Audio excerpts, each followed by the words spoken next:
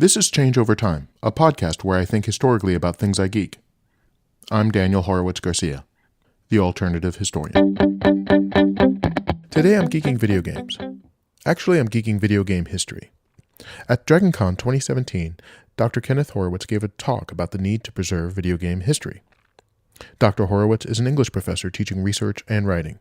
He has also been writing about video games since 2003. He's the author of Playing at the Next Level, A History of American Sega Games, available now, as well as The Sega Arcade Revolution, A History in 62 Games, to be released in 2018. Dr. Horowitz is also Ken, my brother. We aren't just geeks in this family, we are professional geeks. This is an edited selection of Ken's talk. You will be able to hear the full speech at his website, sega16.com. That's SEGA-16.com. Here is Dr. Kenneth Horowitz. My name is Dr. Kenneth Horowitz. I teach research and writing at the University of Puerto Rico and Pontifical Catholic University in Puerto Rico. I've been teaching there for about 20 years. I also run a website called sega16.com. I started that website in 2004, mostly because I had a one-year-old daughter at daycare and a wife at work. And I started class at 3:30, and so since I had to get up at like 6 o'clock in the morning for the baby, I was home all day, and I had an internet connection. I had ideas of what I wanted to do, to write about video games, but beyond just reviewing games and just telling people, look, this is cool, play it. I actually wanted to talk about the games themselves, history, who made them, how they were made, things like that. And I noticed that there were no websites devoted to the Sega Genesis, which is my favorite console of all time.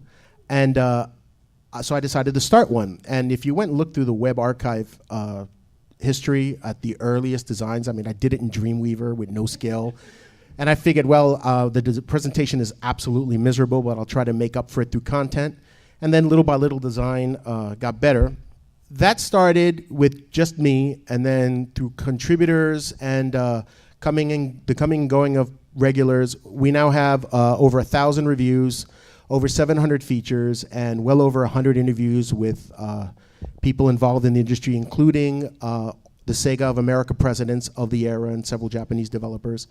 And that was a springboard for my next project, which is the book that I wrote that came out in October of this past year about the history of American Sega games. And that was an opportunity for me to put my academic skills as a researcher to something I like. I have a second book coming out that talks about the history of Sega's arcade games from 1966 to 2003. It ends with this Sammy Sega merger. And that covers 62 games in depth, including a lot of stories that have never been told. Lots and lots and lots of documents translated from Japanese for the first time, and had several people collaborate with me on that book, including one who's present here today, Alex Smith, who I will continue to promote as much as I get because his help was invaluable. And it was very interesting presenting this when the book came out, to the faculty at the university, when most of them came down and sat down, and they were there with the attitude of, I want to see how he's going to justify a book on video games. Because they were used to just seeing books about how good video games were, how much fun they were, and how you should play them. I didn't think when I first started doing any of this that anybody really cared. My attitude was, I'm going to write because it's something that I do and something that I like to do, and at the very least, I get to look at my own writing. And maybe there are a couple of people who might like to look at it too, but I never expected anyone to be interested in this. And today you see lots and lots of video game books published and everything, but still the amount of books that actually have to do with deep history and preservation of video games are very small in comparison to the overall amount of books that are being released and the amount of writing that's being released. Most of you are probably here because you want to know what we mean by video game history and by preservation, and what steps perhaps are being done to take care of this. And sometimes the most unintentional things are truly inspirational. This is the Nintendo Wii quit screen. Everything not saved will be lost. And this is what prompts you every time you go to quit a game, you got this message. And it's when you think about it, it's unintentionally deep, right? That everything not saved will be lost. And this is a message. It's almost like the Wii was trying to tell you something beyond just the game you're playing. And pretty smart for a console, but it's not the only one that has this message. In 2007, Warren Spector, the developer, said that the fact is that the history of the video game business is being written every day and sadly being lost just about as quickly. We need to step up now and recognize the cultural and academic importance of video games. Luckily, we're a young enough medium that nearly all of our serious practitioners are still alive and available to be interviewed and or solicited for contributions to an archive of research and reference materials. But that's not always going to be that way. For example, this is Joe Miller. Joe Miller was the senior vice president of product development of Sega of America. He was also involved in Exidy and other companies before that, if I'm not mistaken, and had a long trajectory in the video game industry leading up to his hiring at Sega. And I interviewed him in February of 2013, and he died in July of 2014 of stomach cancer, the very next year. And I got to interview him, thankfully, about his role at Sega and his work with this multimedia studio and the Sega Technical Institute and the 32X and all of that and the Saturn. But I never got to speak to him about his time at Exidy or his work on any of the other companies he worked at. And now no one else will. So time is running out for a lot of these people. If anyone is interested in the history of companies like Atari, how old are the people who worked at Atari? These people are getting older, and they're not always going to be around. And it's going to be much, much more difficult to document this 20 years from now. In the overall span of the industry, it doesn't seem that long ago, but 20 years from now, a lot of these people won't be around anymore. And the thing is, it's not like there's no one who wants to hear these stories. And the problem is that a lot of these companies don't overall really care or have an interest in documenting and preserving their own history. So these games are in danger. Why are they in danger? Well, because a lot of companies view this as disposable media. Too large of a segment of the industry doesn't view video games the way the movie industry does, the way the music industry does, where they view them as art. We still have this debate as to whether or not video games are even art, let alone whether or not they should be preserved as art. My personal opinion, the fact that they are creations that are the work of creativity of people, the same type of creativity that goes into creating art and music and movies, and that they are loved and cherished and enjoyed by people the same way you love, cherish, and enjoy movies and music, means that they're worth preservation. So they're viewed as disposable media. Anyone who plays games such as Call of Duty or any type of shooter like that knows what happened, or Madden, what happens with last year's version when this version comes out. Maybe they support it for a little while, but then after a while it goes offline. An online game, when it goes offline, what happens? On the Dreamcast, I put over 200 hours into Phantasy Star Online. Dreamcast was discontinued, came out for Xbox Live, for Xbox, the original Xbox. I bought it. I put 200 hours more into that. Both of those are offline. Fans had to bring them back online. Alien Front Online on the Dreamcast. Fans had to bring that back online. Fans brought Shenmue Passport for the original Shenmue back online. And at the time, people thought, that's so stupid. Why would anybody want to do that? Who wants to play Shenmue? Shenmue's been in the news a lot. Why? Because the third one's coming out, to the point that Sega's seriously considering, if not already engaging in, remastering and re-releasing the first two games. So there's a demand for this. But a lot of times companies are taken aback. They're surprised that anyone would actually want to play a game that was released 20 years ago. And the thing is, video games don't follow a model similar to movies where they're consistently in print. If anyone saw the Game Developers Conference last year, Frank Cifaldi did a presentation on this, and he used the example of the movie Uncle Buck, where Uncle Buck was available in VHS, on beta, on Laserdisc. Then it was available on DVD, standalone, and then with like 5 other movies, 2 other movies, and all these collections. And then it was available on Blu-ray, and Blu-ray like 4K. And like a movie like Uncle Buck, you could have gone any time into any movie store and bought a copy of it, you know. And I would think that there would be as much demand for perhaps some of these games as there would be Uncle Buck. I just wanted to let you know about a campaign I'm taking part in called 2 Pods a Day. It aims to introduce podcast listeners to 2 independent podcasts every day for the month of January 2018, Change Over Time will be part of this effort, but so will a great selection of independent podcasts you probably haven't heard of. This is a chance to give visibility to some great people doing good work. Look for the hashtag 2podsaday, that's the number 2, PODSADAY, on Twitter and Facebook to find more shows like Change Over Time. Or shows that are completely different, but just as awesome. And please, listen more, listen indie. Now let's get back to the episode. So what are the problems then with preserving? Well, the first thing we'd have to do before any of this is we have to convince a company that their work is worth preserving. When I started this book on Sega's arcade history, I contacted Sega because I wanted permission to use images of arcade cabinets and artwork or maybe some marquees. I wasn't asking Sega to provide me with anything. All I wanted was permission to use whatever I found. And I told them, any images that I find and intend to use, I will submit to you if you want to judge them on quality and things, and you decide what I can use. And I spoke to the representative, the licensing representative from Sega Europe, and he was really excited, thought it was a great idea, went as far as preparing a non-disclosure agreement for me to sign. And then after he had his presentation and pitch all set up, he sent it to Sega of Japan, and Sega of Japan said no. And the reason why they said no is because they didn't have a department or a person who archived and documented that information. And I thought, well, maybe it's just I'm a little guy and they didn't see any profit in it, so they decided to shoot me down. But over time, and as I continued to work on that book, over the 11 months it took me to write that book, it seems that there is at the very least a grain of truth. They told me, if you'd write a book on consoles, we'll gladly provide you because we have archives and we have departments that take care of that. But for a company that began making arcade games and has been making arcade games since 1950-something, they made electromechanical games until 1973 when they released Pongtron, their first video game.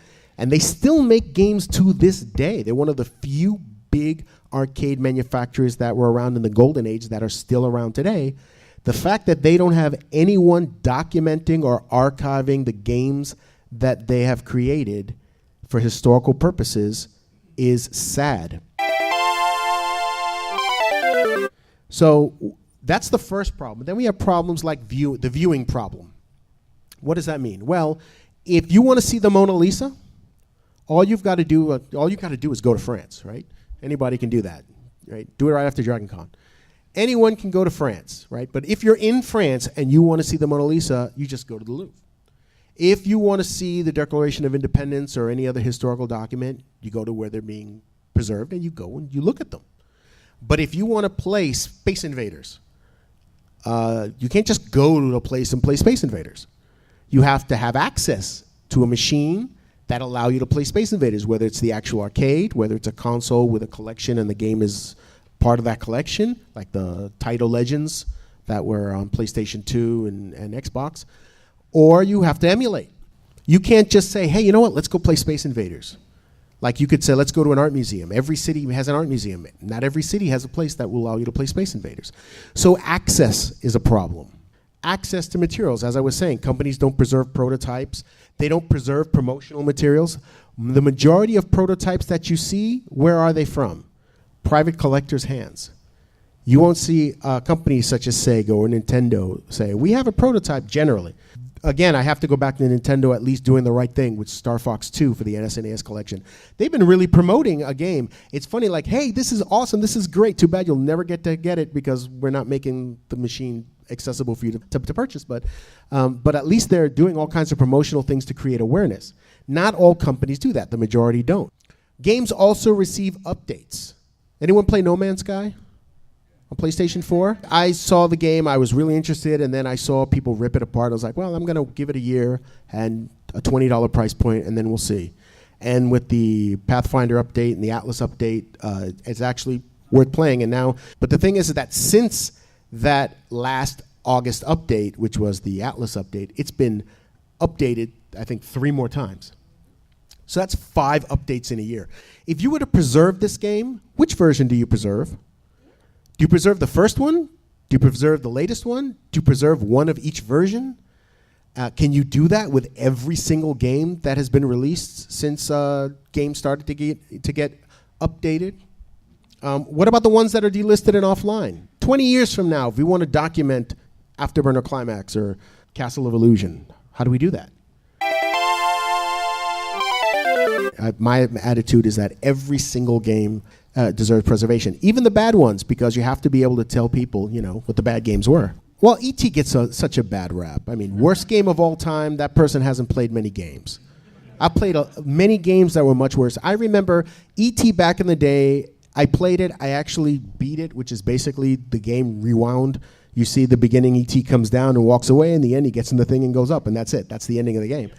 But considering that I think Warsaw made that game in like 5 weeks, the fact that he made a game that you could play to completion on the Atari 2600, I have to give him kudos for that. I played a lot worse than the Atari 2600. That game gets a bad rap. A lot of games are bad, and they deserve to be documented because 20 years from now, we have to be able to tell people what the bad games were. Some of these games, the bad games, are learning processes. There are games that were very bad, and then the very next version turned out to be very well done. So they deserve to be documented. So what can you as an individual do as a video game fan? What can you do? Well, the first thing you can do is talk to people.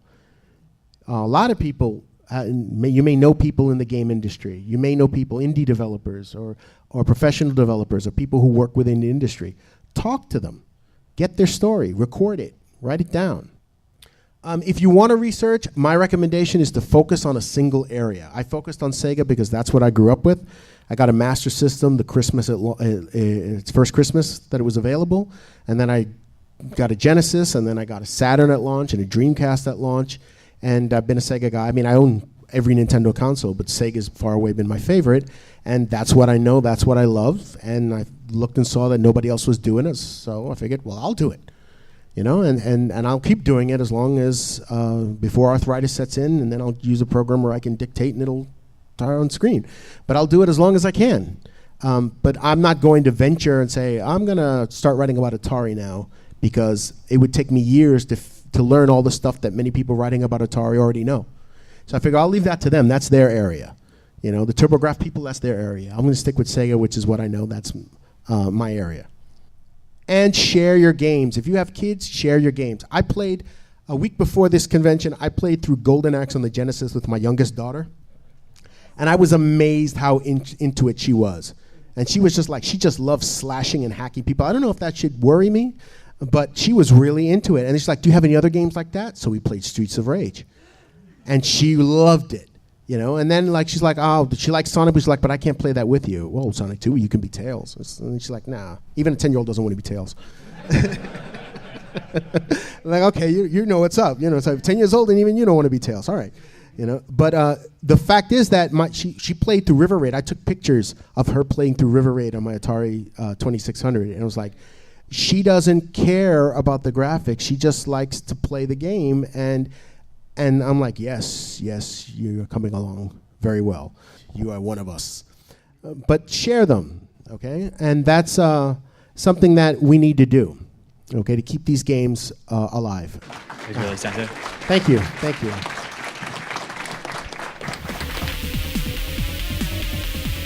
That was Dr. Kenneth Horowitz speaking about the need to preserve video game history. Ken spoke at DragonCon 2017 to about 200 people. That was about 4 times more than attended my session. Not that anyone's counting. You can find Ken's website at sega16.com, sega-16.com. His book, Playing at the Next Level, A History of American Sega Games, is out now. You find a link in the show notes or at his website.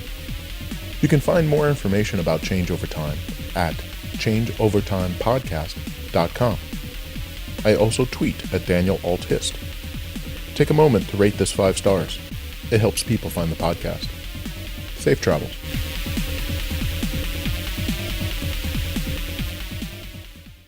Game over.